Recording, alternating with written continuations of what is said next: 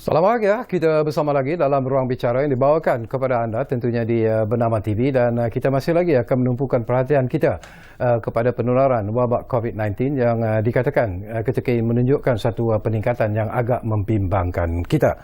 Dan kita pilih satu topik yang bersesuaian sebenarnya dengan perkembangan semasa. Topik yang kita pilih hari ini ialah vaksin COVID-19, apa kata pakar. Memang ada dua pakar sebenarnya menemani saya di studio untuk bercakap tentang isu ini. Jadi kita ingin memperkenalkan dulu tetamu-tetamu yang sudah pun bersiap sedia bersama dengan saya di studio ruang bicara ini. Baiklah, kita ingin mengucapkan jutaan terima kasih dan juga selamat datang kepada yang berbahagia Profesor Dr. Rusmawati Mohamad, iaitu Master Akademi Perubatan Malaysia. Jadi Prof, apa khabar? Alhamdulillah, baik. Ini kali berapa sebenarnya bersama kami di ruang bicara? Mungkin di ruang bicara pertama kali. Okey. Jadi terima kasih kerana sudi menerima jemputan kami. Dan kita juga ingin mengucapkan jutaan terima kasih dan juga mengucapkan selamat datang semula kepada yang berbahagia Profesor Datuk Dr. Zulkifli Ismail, iaitu pengurusi Immunize for Life. Jadi Datuk, lama kita tak berjumpa Datuk ya. Lama dah.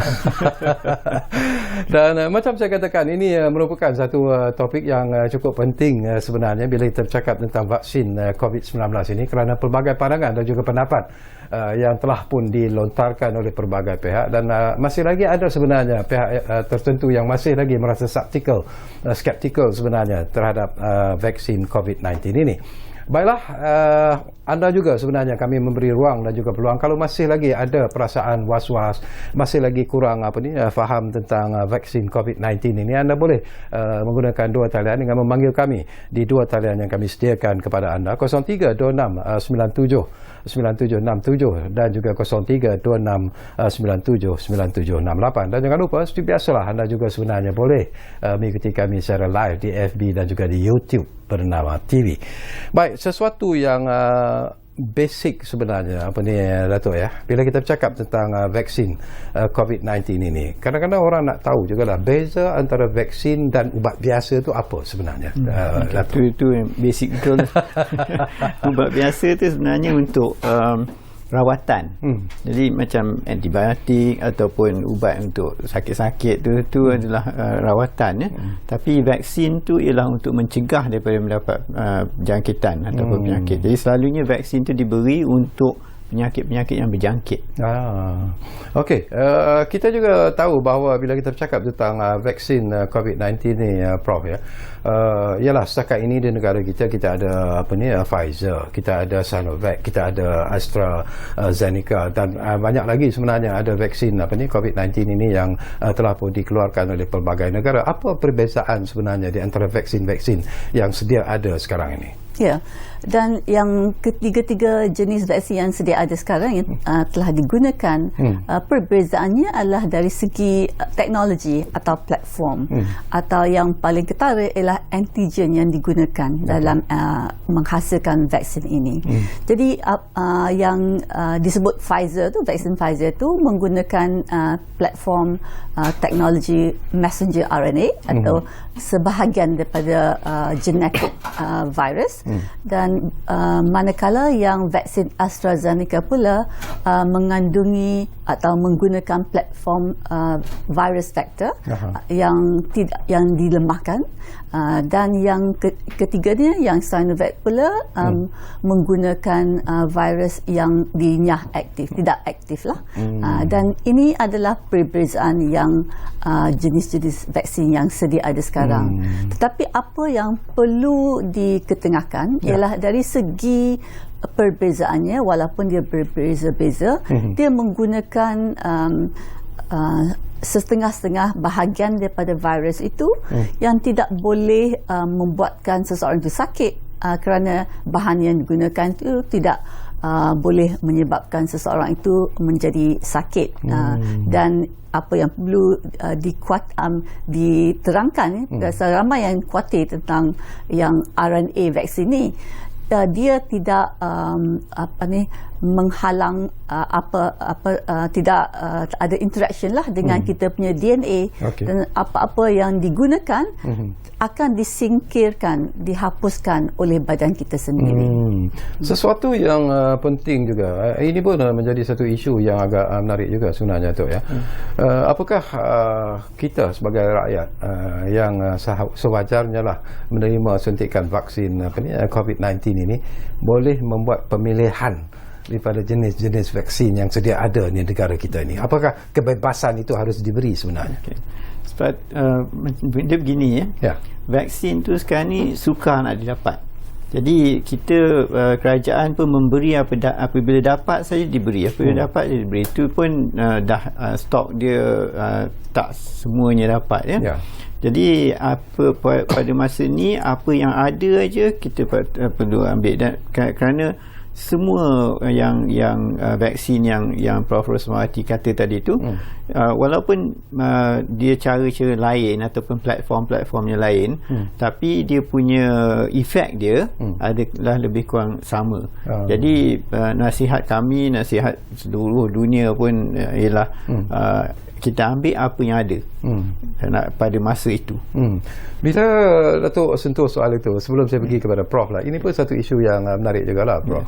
Dari segi kepakaran, sebagai pakar dalam bidang ini sebenarnya, apakah secara ikhlasnya Datuk melihat bahawa sememangnya lah ada perbezaan yang ketara sebenarnya dari segi keberkesanan vaksin-vaksin yang ada di negara kita sekarang ini, Datuk, secara ikhlasnya? Ya, dia keberkesanannya berbeza.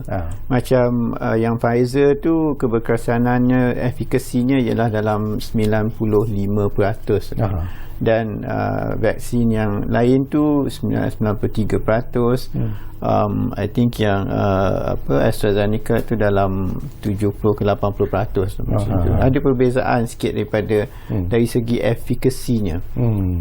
Tapi ini tak patut menukar, pasal kita selalu berikan 2 dos kan. Jadi dos yang kedua tu akan menanjakkan lagi respons dia. Okey, siapa yang layak dan juga tidak layak untuk mendapatkan vaksin COVID-19, Prof? Ini pun jadi persoalan sebenarnya. Betul. Sebenarnya semua penduduk di Malaysia yang berumur 18 tahun ke atas layak menerima vaksin. Ada golongan-golongan tertentu yang diutamakan. Kita tahu yang fasa-fasa yang digunakan tu adalah mengikut keutamaan mereka-mereka terutamanya yang berisiko tinggi untuk mendapat jangkitan COVID-19 yang serius, yang boleh menyebabkan kemasukan hospital, kemasukan ke ICU dan juga kematian. Jadi kita mengutamakan mereka yang berisiko tinggi dari segi kelayakan dalam fasa-fasa. Tetapi apa yang juga perlu dinyatakan ialah mereka yang tidak layak menerima vaksin adalah segelintir saja masyarakat. Dan ini termasuk mereka yang mengalami alahan teruk. Yang selalunya alahan teruk ni bukan sekadar hanya alahan yang dapat daripada makan benda-benda yang tak sesuai macam seafood, tetapi ini mengakibatkan kemasukan hospital kerana alahan teruk yang boleh menyebabkan pernafasan terganggu. Dan ini adalah salah satu sejarah yang kita perlu ambil daripada pesakit. Dan yang kedua, yang small amount of people also adalah mereka yang mengalami alahan setelah menerima dos pertama dan mereka menerima alahan teruk. Mereka pun perlu berjaga-jaga atau perlu membuat sesuatu lah untuk mendapat dos yang kedua. Okey, kita akan sambung lagi, tapi saya difahamkan Prof dan juga Datuk, kita dah pun ada pemanggil di talian sekarang ini. Jadi kita ambil dulu panggilan yang sudah pun kita terima sekarang ini. Dr. Muzaffar dari Seremban Negeri Sembilan difahamkan sudah pun bersiap sedia di talian kami sekarang ini. Assalamualaikum, Doktor. Waalaikumsalam warahmatullahi wabarakatuh. Syarkawi, sihat? Alhamdulillah, Doktor sihat? Alhamdulillah, saya sihat. Alhamdulillah. Okay, lama tak call je. Itulah dia. Salam Ramadan Al-Mubarak lah kepada you, sebab tak sempat call sebelum ni. Sibuk kelas. Terima kasih ya. Waalaikumsalam. So nak ucapkan kepada you dengan semua sekali lah kat sana kat ruangan bicara dengan pakar-pakar saya, selamat menyambut Hari Raya Aidilfitri lah esok insya-Allah Ya, sama-sama kita ya. Okey, so mengenai isu malam ni vaksin ya. Ya. So saya, saya nak tanya soalan lah sebab saya pun salah seorang yang skeptikal jugalah macam Syarkawi tadi guna ayat tu Okey. Sebab kita ada pelbagai jenis vaksin Syarkawi Kita ada macam you mention tadi Pfizer, AstraZeneca, Sinovac semua tu kan. Kalau kita pakai satu aja, so saya kurang sikit skeptikal sebab kita ada 3 sekarang ni. So saya nak tanya perbezaan antara 3 vaksin ni, saya rasa bukan sekadar proses pembuatan dia saja seperti yang dimaklumkan oleh salah seorang pakar tadi. Tapi perbezaannya saya yakin ada juga dari segi tahap keberkesanan dia jugalah.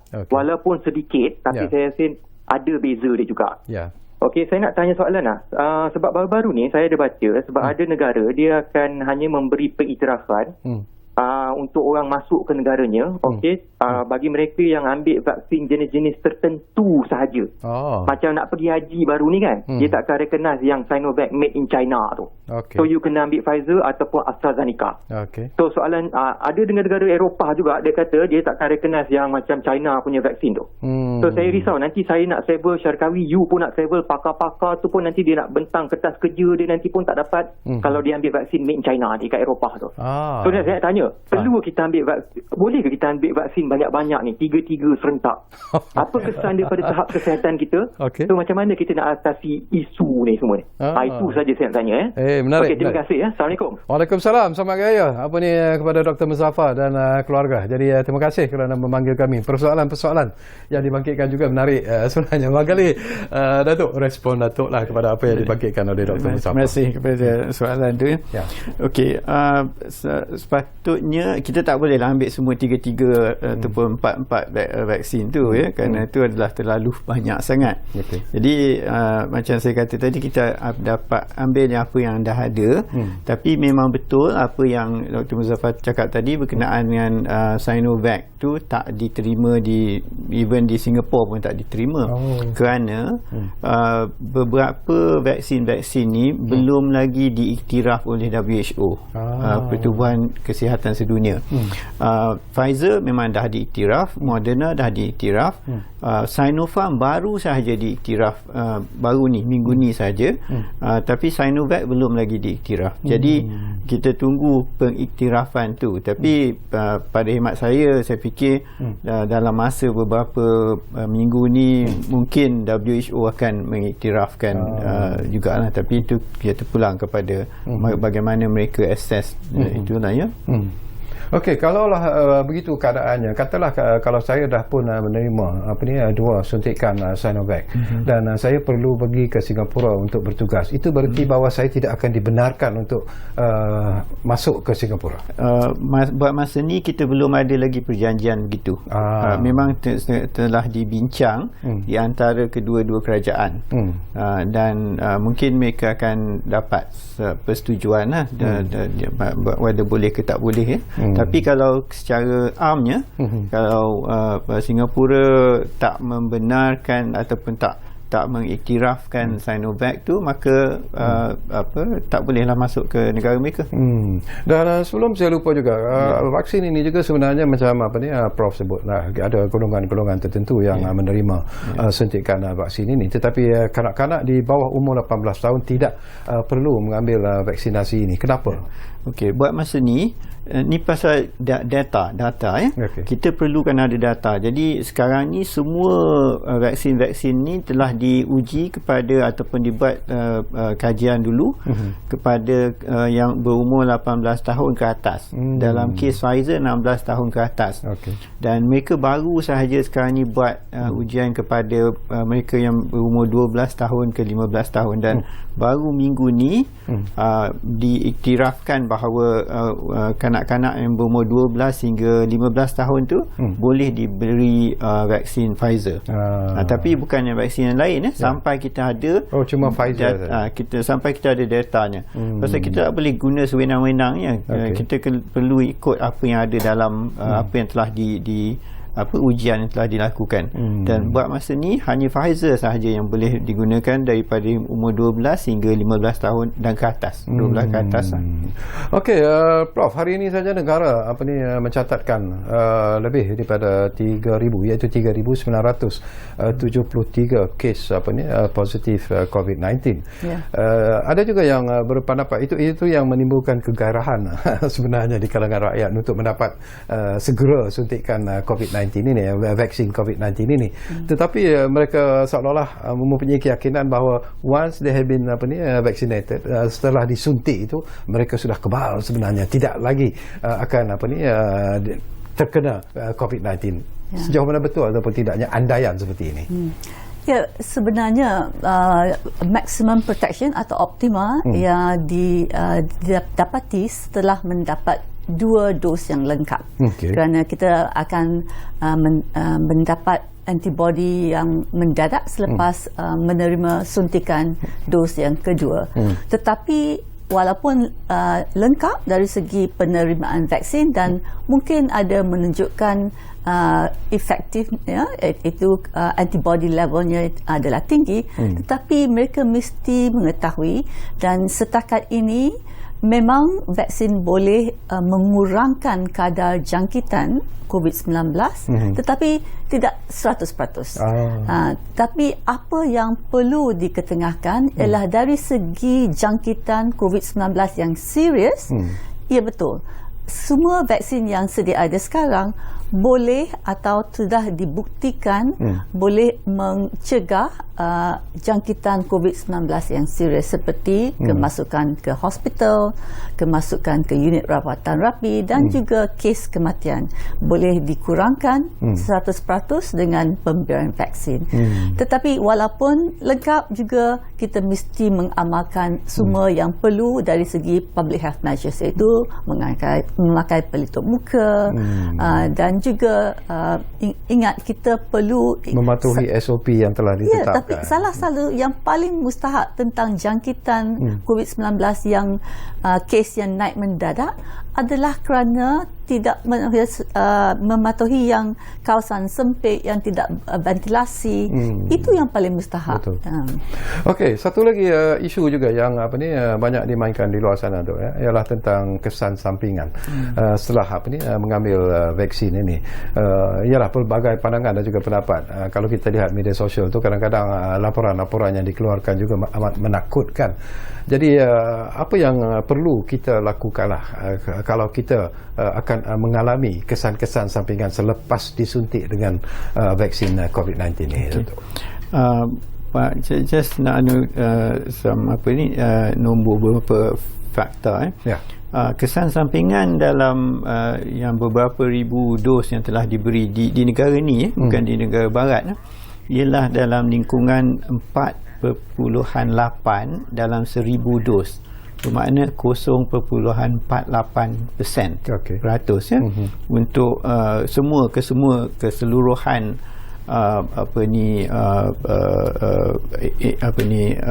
kesan sampingan tu.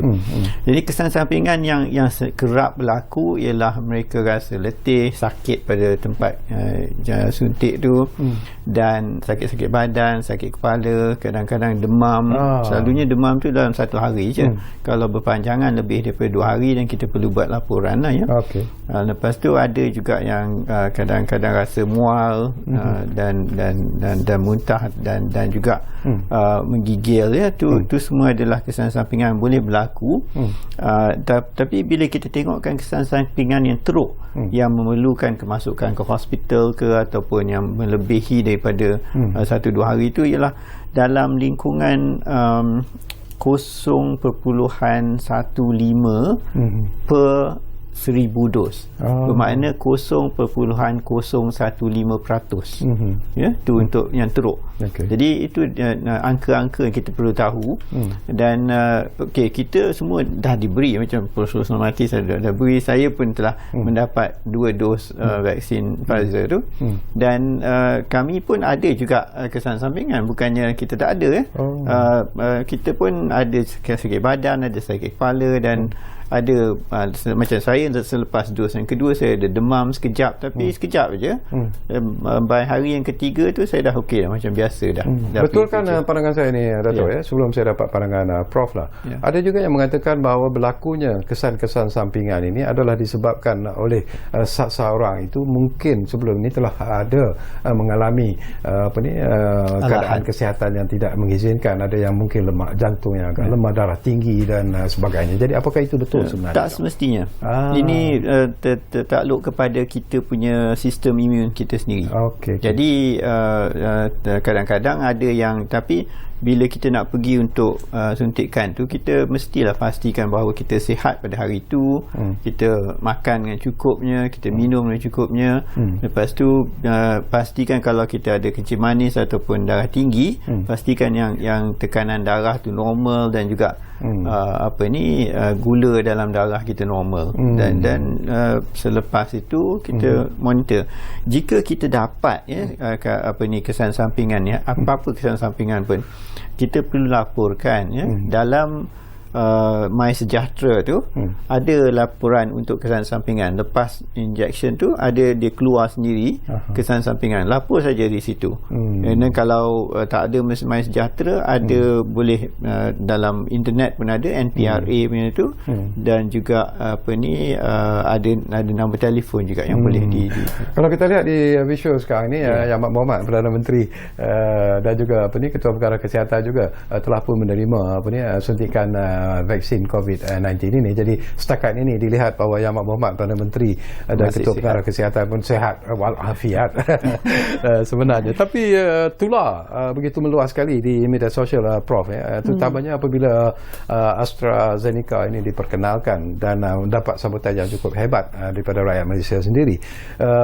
Sesuatu yang disebut dengan begitu meluas sekali ialah kononnya, tak tahulah, mungkin Prof boleh memperbetulkan persepsi ini. Ada yang mengatakan bahawa antara kesan sampingannya ialah berlakunya pembekuan darah selepas menerima AstraZeneca. Sejauh mana betul ataupun tidaknya pandangan ini? Ya, sebenarnya ini telah mendapat perhatian yang sangat tinggi lah di antara vaksin-vaksin lain dalam kes pembekuan darah, kerana memang ada analisis dan kajian yang menunjukkan ia berlaku. Tetapi apa yang telah dilihat dari segi kajian atau analisis daripada Agensi Perubatan Eropah EMA, ini adalah sangat jarang berlaku.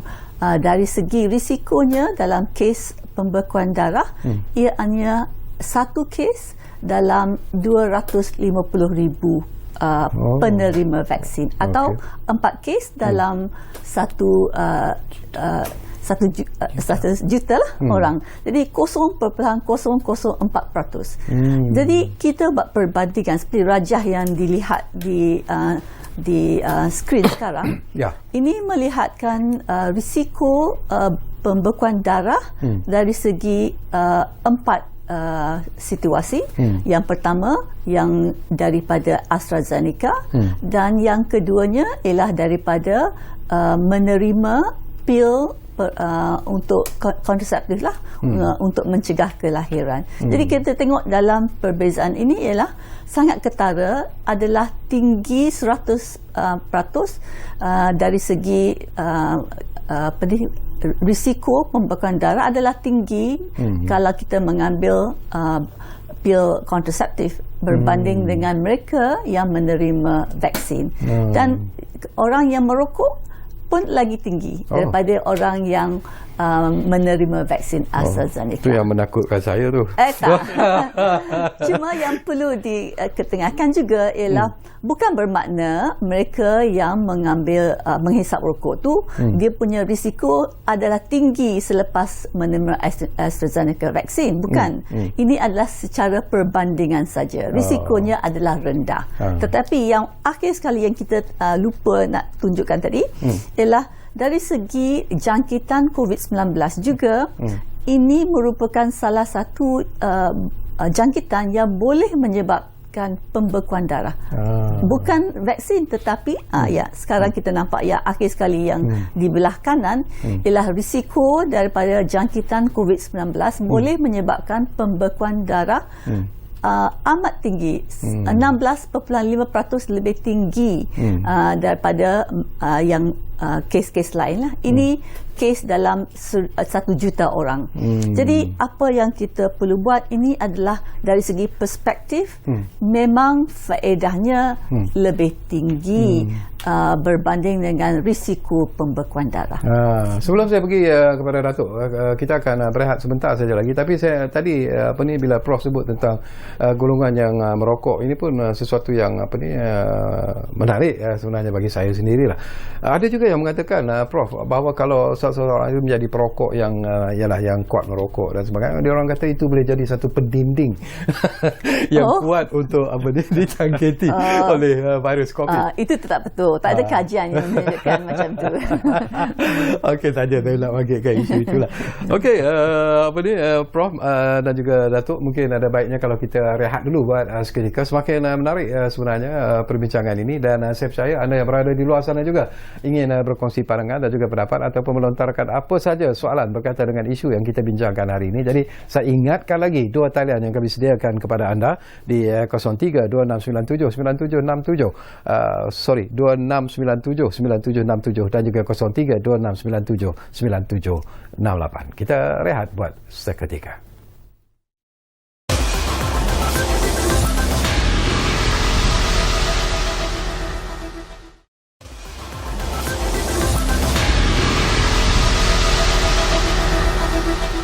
Baik, terima kasih banyak-banyak kerana anda masih lagi bersama kami di Ruang Bicara ini, dan kita masih lagi bercakap tentang topik yang saya kira cukup penting dan relevan sebenarnya, vaksin COVID-19, apa kata pakar. Dan memang kita ada dua pakar yang berada di studio Ruang Bicara ini bersama dengan saya, iaitu kita masih lagi mengekalkan yang berbahagia Profesor Datuk Dr. Zulkifli Ismail dan juga yang berbahagia Profesor Dr. Rosmawati Mohamad yang berada di studio Ruang Bicara ini.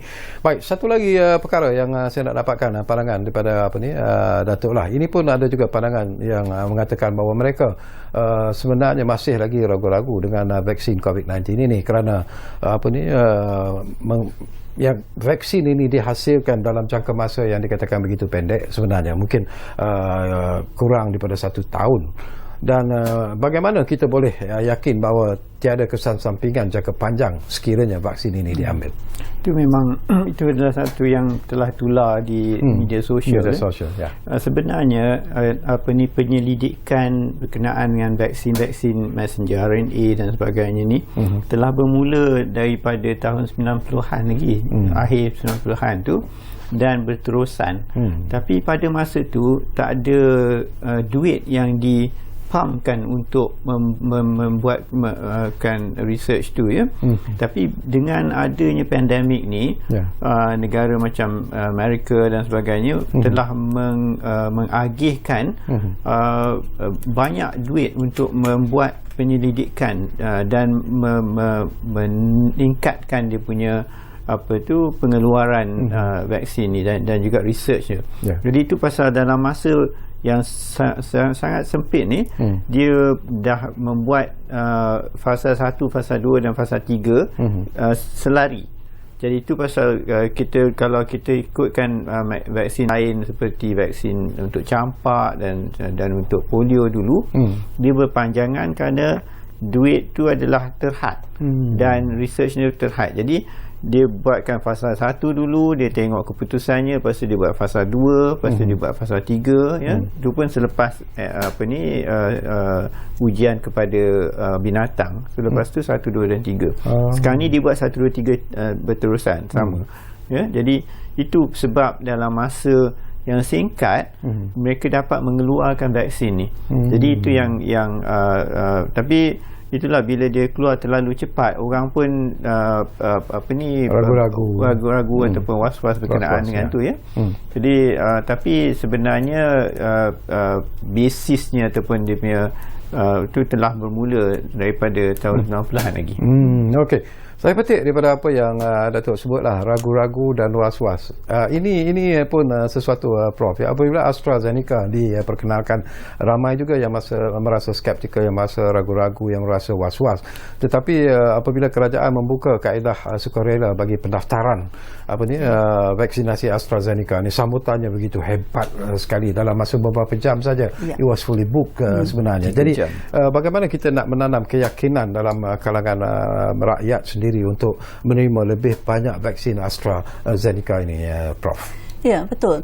Dan ini adalah satu yang merangsangkanlah yang tengok ramai orang yang sudi menerima vaksin AstraZeneca. Tetapi untuk kita ini adalah dos sebanyak 269,000 kalau tak silap saya. Dan akan datang lagi 1 juta dos yang akan datang, dan kita mesti fokus kepada apakah kebaikan atau faedah penerimaan vaksin. Dan kalau kita tengok dari segi kajian yang telah dibuat, yang saya cakap yang tadi, yang paling kukuh atau paling terkini ialah daripada agensi perubatan Eropah. Dia telah menunjukkan pada tempat-tempat yang kadar jangkitan COVID-19 tinggi, memang faedahnya adalah juga mengikut umur seseorang penerima vaksin. Kalau kita tengok dari segi mereka yang berumur 50 tahun ke bawah, memang risikonya sikit tinggi kepada berbanding dengan mereka yang berumur 70 tahun ke atas.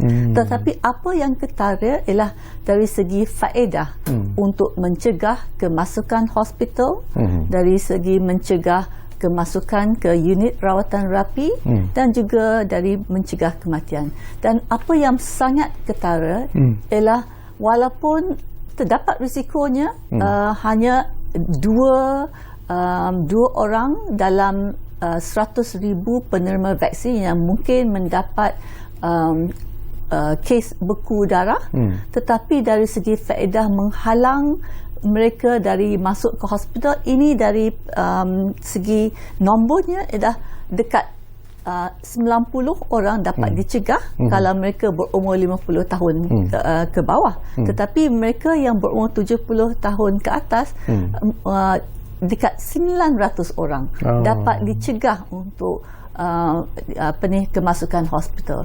Yang paling ketara sekali ialah dari segi kematian. Kalau segi kematiannya ialah kita boleh mencegah 453 kematian bagi mereka yang menerima vaksin umur 70 tahun ke atas. Jadi jauh lebih tinggi dari segi faedah berbanding dengan risiko kes pembekuan darah. Kita bercakap tentang risiko, ini pun sesuatu yang penting juga sebenarnya, Datuk, ya. Ada juga yang berpendapat bahawa kalaulah saya telah pun menerima 2 suntikan vaksin ini, saya menganggap bahawa saya sudah boleh hidup seperti biasa lah, tak perlu lagi pakai mask, tak perlu lagi memikirkan tentang penjarakan sosial dan sebagainya. Pandangan Datuk, apakah itu betul dan boleh dilakukan? Itu tak betul sangatlah, ya. Kerana kita masih perlu lagi mempraktikkan penjarakan sosial dan pakai pelitup muka tu.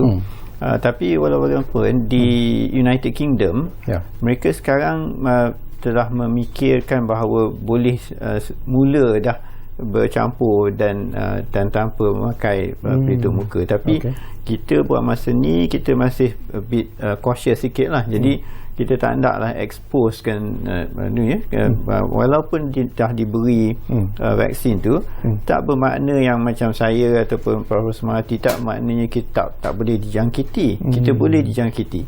Tapi kalau kita dijangkiti dengan virus yang banyak tu, kemungkinan kita mendapat penyakit yang lebih teruk tu adalah kurang.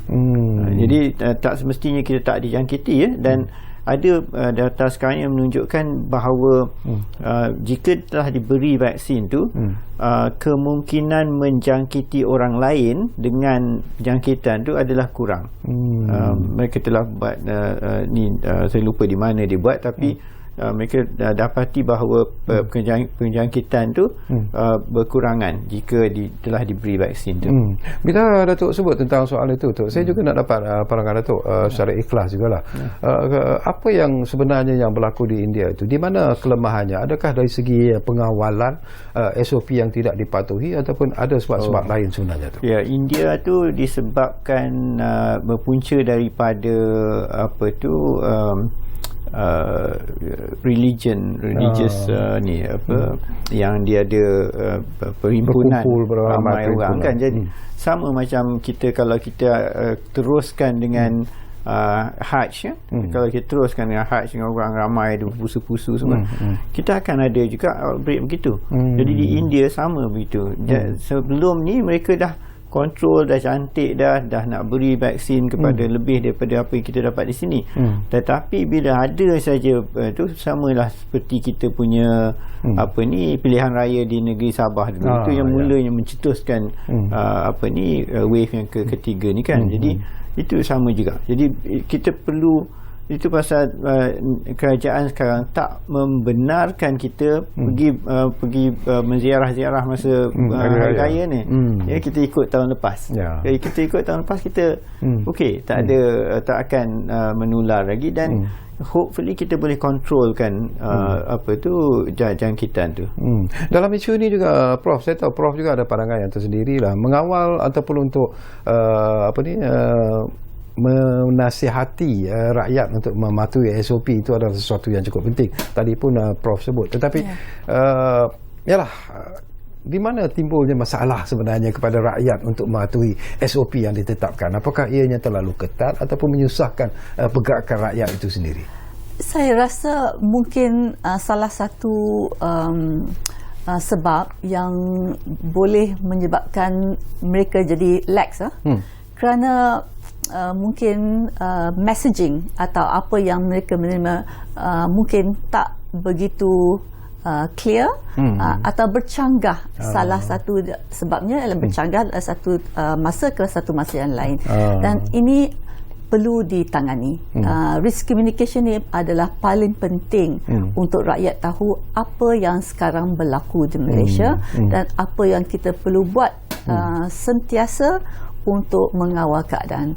Dan memang vaksin adalah satu cara, salah satu cara, bukan cara yang satu saja, tapi salah satu cara. Tetapi sentiasa yang public health measures seperti yang kita dah cakap dulu tu mesti dipatuhi sentiasa, bukan kerana kita nak jadi strict ke untuk semua orang, tetapi kalau kita belum dapat immunity kelompok, ini perlu diteruskan.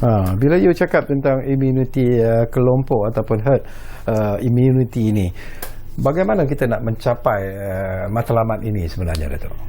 Okey, herd immunity ni ialah apabila kita ada beberapa orang dan dalam kalangan orang tu ada yang telah mendapat vaksin ataupun telah dijangkiti dahulu. Jadi apabila kita jangkiti itu dalam masa beberapa bulan ataupun tahun kita ada immunity kepada penyakit tu. Jadi apabila ramai orang yang ada immunity tu, maka susah untuk virus tu nak menjangkiti di situ. Jadi herd immunity ataupun immunity kelompok ni perlu ada populasi tu dalam 70 hingga 80% yang ada immunity tu. Immunity tu mana mereka telah diberi suntikan vaksin ini. Buat masa ni mereka fikir bahawa dalam 70 hingga 80% saja. Tapi macam kalau kita gunakan contoh penyakit lain, vaksin lain katakan kita ambilkan vaksin measles measles pasal dia senang merebak. Jadi bila dia senang merebak, jadi dia memerlukan herd immunity tu ataupun immunity kelompok tu setinggi 95%. Mesti ada 95% populasi tu. Jadi tu pasal kita nak dapatkan elimination ni susah nak hapuskan measles di negara ni susah.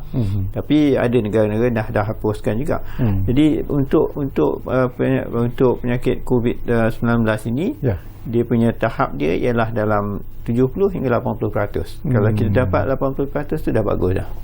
Macam kita boleh saya beri contoh kita tengok negara Israel. Dia punya tu meningkat, dia punya kes-kes meningkat. Tapi bila dia mencapai tahap 60% ke atas saja vaksin tu, nampak kes ni menurun. Dan sekarang ni bila kita tengok kematian di UK, di England, itu pun sama juga, kematian tu meningkat, tapi bila populasi tu telah diberi vaksin, 2 dos vaksin tu, kita tengok kematiannya menurun juga. Dan sekarang ni tak ada pun kematian dalam beberapa hari ni. Bila Datuk sebut tentang jumlah kematian, jumlah kematian yang berlaku di negara kita juga kebelakang ini menunjukkan satu peningkatan yang amat membimbangkan kita sebenarnya. Jadi apakah itu seharusnya memberi kesedaran kepada rakyat Malaysia secara keseluruhannya untuk mematuhi setiap peraturan yang ditetapkan oleh kerajaan dalam usaha untuk mengawal pandemik ini? Dalam wave yang ini, buat masa ni sekarang ni, yang pesakit-pesakit yang kena COVID-19 ni bukan lagi macam dulu. Yang meninggal tu bukannya yang umur 60 tahun, 70 tahun. Sekarang yang meninggal dah dalam umur yang muda, dalam 30 tahun dan 40 tahun. Dan juga penyakit tu sekarang ni lebih susah lagi nak dirawat. Dan ramai lagi yang dalam kategori 4 dan 5 daripada dulu. Jadi dan dalam masa beberapa bulan ni je dah meningkat. Umur 1/3 adalah daripada kategori 4 dan 5 tu, yang memerlukan oksigen, memerlukan penolong pernafasan. Jadi kita perlu ikuti apa yang kerajaan mengatakan sekarang ni. Jangan kita sewenang-wenang pergi keluar ke, jangan kita nak pergi beramai-ramai semua tu, kerana ini adalah satu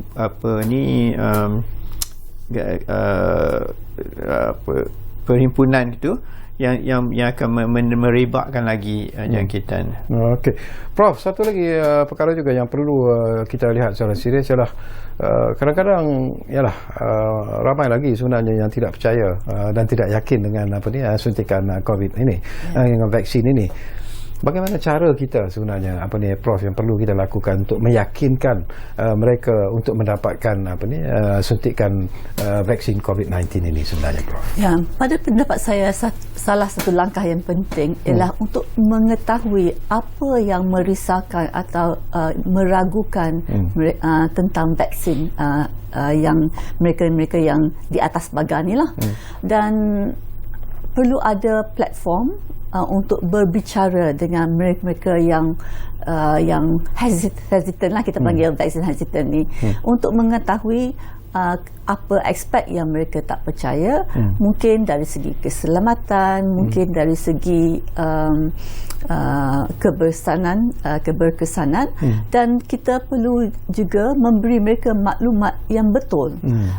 Dan salah satu benda yang taulah daripada social media adalah banyak misinformation atau disinformation yang berlaku, dan kita perlu menerangkan dan memperbetulkan. Tapi akhir sekali apa yang paling penting saya rasa ialah untuk memperkasakan mereka dengan pengetahuan yang boleh mereka membuat sendiri balance risiko dengan faedahnya. Dan mereka juga yang perlu mengambil keputusan, adakah vaksin ini diperlukan dan kenapa vaksin ini diperlukan. Ini adalah empower them with the knowledge so that they can make the decisions lah. Dulu timbul juga Datuk perasaan wait and see, tunggu dan lihat dululah apa yang akan berlaku. Tetapi dengan jumlah kematian yang semakin meningkat ini, apakah Datuk merasakan bahawa mungkin perasaan wait and see itu semakin berkurangan sebenarnya, dan kegairahan dan keinginan rakyat Malaysia untuk mendapat suntikan itu semakin meningkat sekarang ini dalam situasi semasa ini? Betul. Saya nampak bahawa keinginan itu meningkat. Kita tengok macam vaksin AstraZeneca kan, yang kerajaan buka 260,000 dos tu, dalam 3 jam orang dah register, dah habis, dan sekarang dah mula pun diberi kepada mereka. Dan ini adalah satu yang menggalakkan bagi mereka yang takut-takut kan nak tunggu wait and see. Sekarang dia tengok ramai juga orang yang pergi ambil vaksin ni, lepas tu dia pergi masuk, dia keluar okey je. So jadi ini adalah satu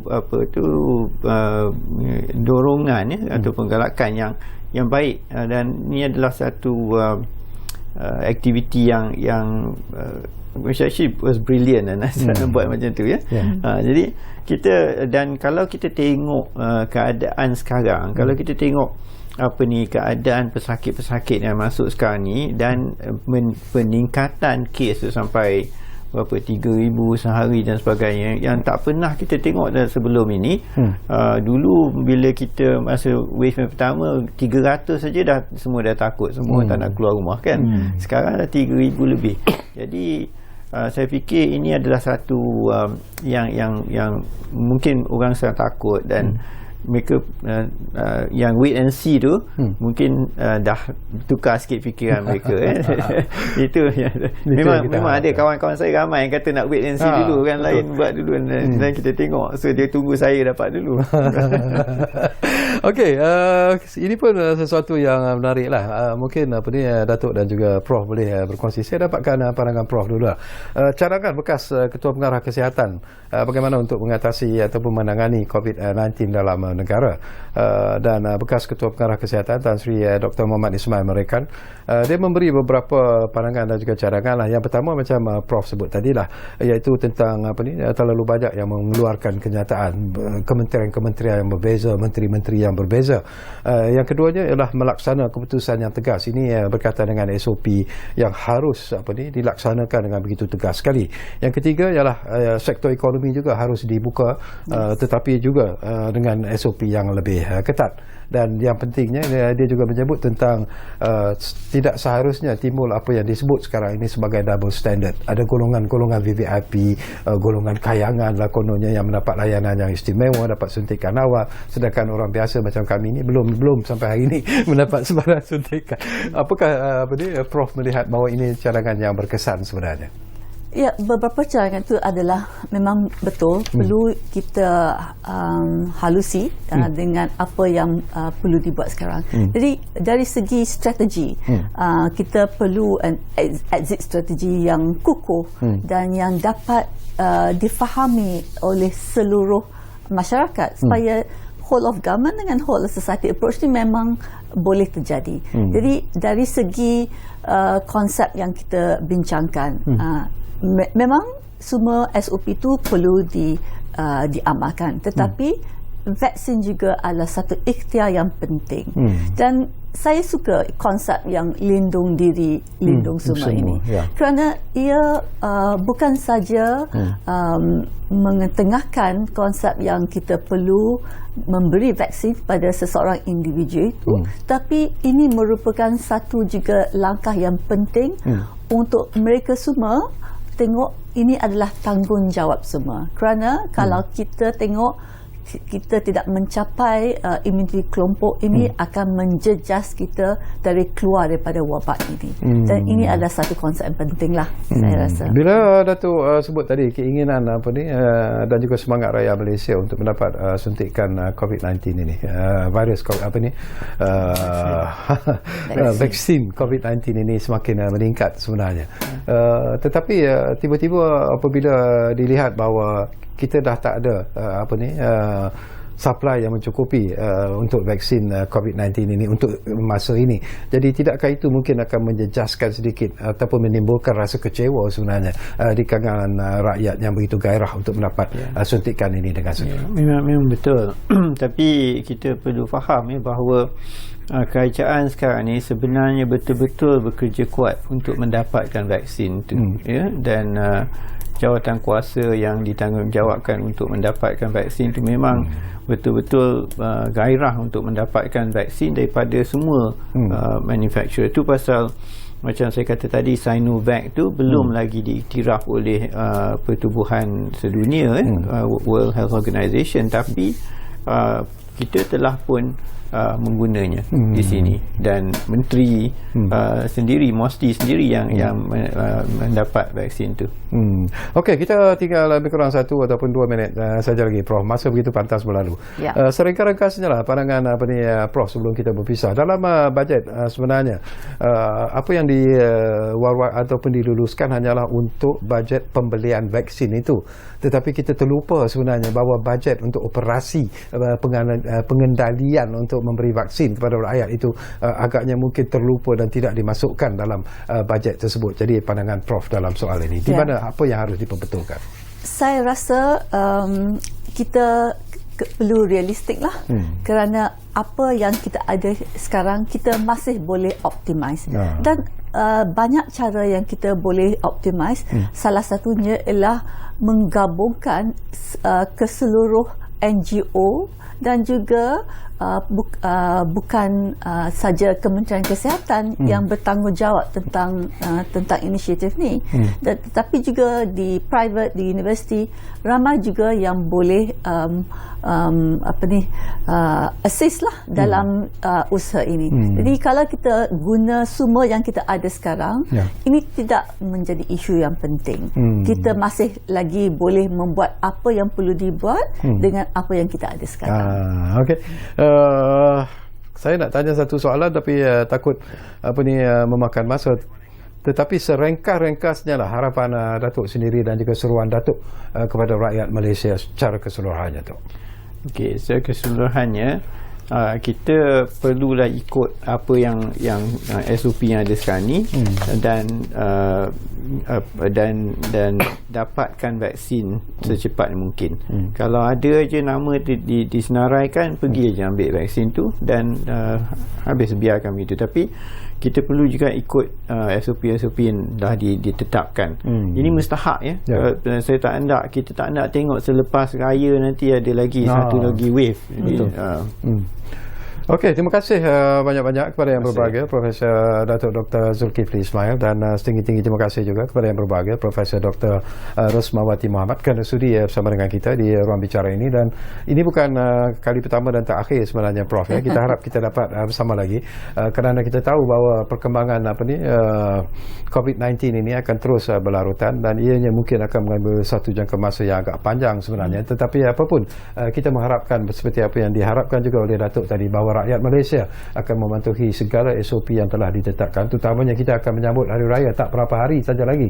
Jadi patuhilah SOP yang ditetapkan. Dan kerajaan bukan ingin menyeksa kita sebenarnya atau menyekat pergerakan kita, tetapi itu adalah sesuatu yang seharusnya dilakukan dalam usaha kita untuk menentang penularan COVID-19 ini. Jadi seperti yang selalu saya katakan kepada anda, kita masih berjuang menentang COVID-19. Kita jaga keluarga kita, dan pada masa yang sama kita jaga negara kita. Jumpa lagi.